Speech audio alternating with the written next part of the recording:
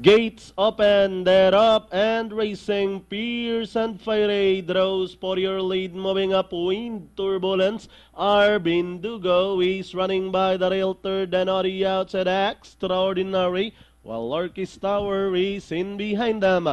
Heading towards the half mile pole, Pierce and Fiery being joined by Wind Turbulence on the outside. Then moving up now to take third, Extraordinary. Running by the rail port is Arbin Dugo as they rounded a 600.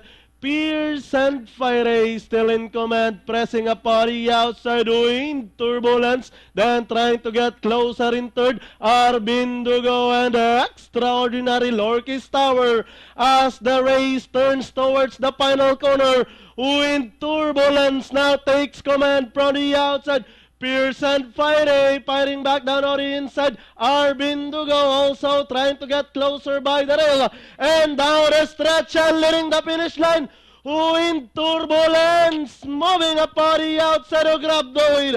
Pierce and Fire shuffle back in second. And finally, Wind Turbulence, Pierce and Fire, Arbin Dugo, Extraordinary and Lorky's Tower.